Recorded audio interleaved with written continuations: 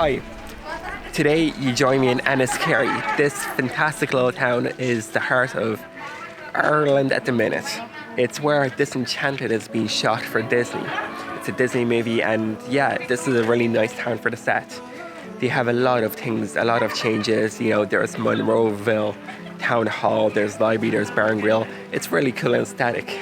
This is actually the very last weekend of the year of this set still being here. It's being put down after this, so we're kind of lucky to be here.